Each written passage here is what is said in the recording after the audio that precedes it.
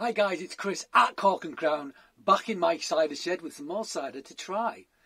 And this one's from Warwickshire. We've had some from them before. We had the Libertine, which came in the box for the cider con.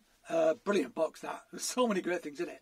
Seem to remember enjoying it. I can't remember what the film was, the number. I'll post it here, so if you want to have a look at that, you can have a look at that.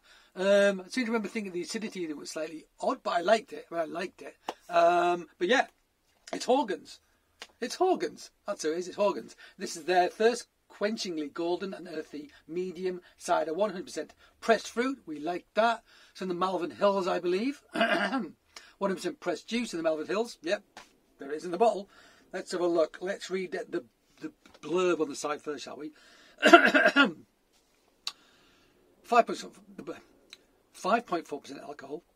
By volume, some medium ciders, not ours, are so full of sugar that your teeth just want to crawl out of your mouth. They're right, that's true. Look at our ingredients. We just let the natural flavour of our own fermented cider apples speak for themselves. You'll find our award-winning medium cider sparkling and refreshing session drink. Golden, aromatic and lively. We're really proud of this Moorish drop of authentic, fresh, pressed cider straight from the Malvern Hills. So they're getting everything sourced locally, doing it all by hand, etc., etc. Don't know if they're getting the sugar in there. They're not adding. So are they pasteurising before the end of fermentation? I'm guessing probably that. Because it won't be back sweetening with like sucrose or anything. One assumes, given what they're saying. And I believe them. But you know, they're pasteurising before it's finished fermenting. Forced carbonating. Something like that. Not sure. What does it say? Let's read the ingredients. What does it say? English cider apple juice, water, sugar. How strong is this? 5.2? Maybe they've watered it back a bit. English cider apple juice, water, sugar, carbon dioxide, malic acid, potassium metabisulfites, that's fine. Yeah, so they've added a bit of malic acid just to balance it a bit. If they're using cider apples, when they're using bitter sweets, not many sharps, when they're using the malic acid just to balance that, rather than using sharp apples to do that, using the malic acid to do that. It says they're adding sugar, so they're adding something to it, they're adding sugar to it.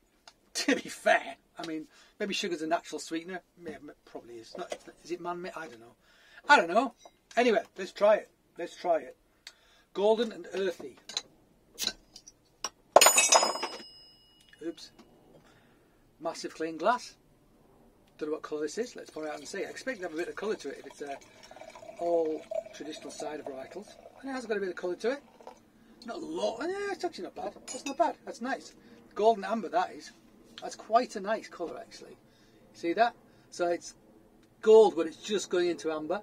I'm assuming this is filtered, it's very bright, forced carbonated, as I've said, one assumes. But we've had some brilliant forced carbonate. Forced carbonation can be done very well and sensitively. It didn't seem to be very fizzy when I poured it out. Yeah, didn't say anything about the yeast. Don't know if they're using wild yeast or not, because that's interesting. I mean, if they're using a cultured yeast, that is adding something which is, you know, man-made in a sense, because it's isolated in a laboratory and cultured in a laboratory, you know. But yeah, don't know, didn't say. I'm going to say, based on what the other things are saying, we'll say, yeah, alright, let's say they use wild yeast. Maybe they'll get in touch to tell me. Who knows? Let's smell it. Nice nose. You can smell a little bit of tannic, like, almost like that dark tannic character you get from cider apples. I'm getting that on the nose straight away. And an apple as well, but sweated apple, aged apple, not sort of malic green apple, proper cider apple smell. On the nose, very promising actually, mouth-watering. There's like a sweet, golden, syrupy, honeyed sort of character as well in there. That's what I'm thinking. All of which pleases me greatly. I could eat golden syrup out of a tin with a spoon. Fact.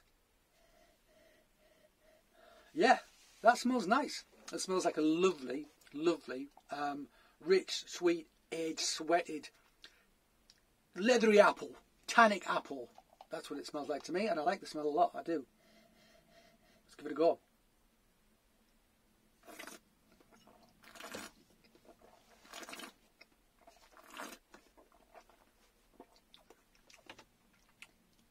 Okay. Tannin, check. It has got tannin. It's not, what was their phrase? It's not, it doesn't make my teeth want to crawl out of my mouth. It has some sweetness to it. It does, but I think, yeah, that's a solid medium. I'm getting the same thing again that I got on the Libertine. That thing about the acidity, the strange acidity, I swear to God, I haven't watched the film. I'm just in the depths of my memory, I recall being an odd acidity to it. And this has the same thing, and I think that must be the malic acid addition that they're doing. And I think they did the same thing with the Libertine. And it just feels a little bit not quite right. It doesn't feel like it's apple. It feels like it's an addition. It's a separate thing. It doesn't feel like it's part of the cider.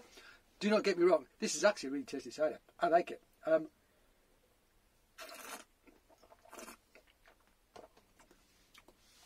But yeah. Yeah. I mean, it almost feels more lemony, sherbety than malic, that harsh green malic acid thing. But it's there. But yeah, I can see what they're doing. Okay.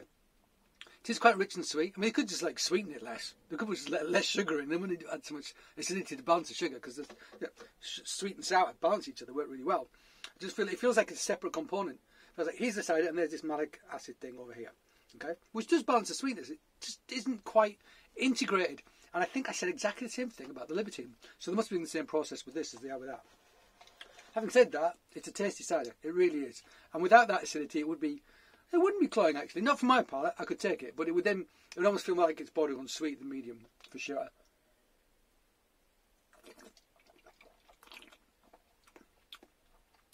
Carbonation's on the higher end of what I would like, but actually still within the realms of what I like.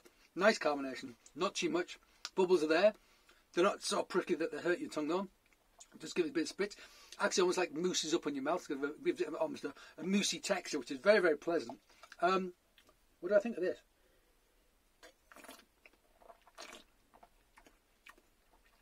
I think I like it. I do like it.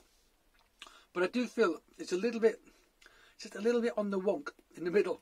I feel like less sugar and a bit less malic acid would make it more rounded. And it wouldn't feel any sweeter because you'd have less sugar in it.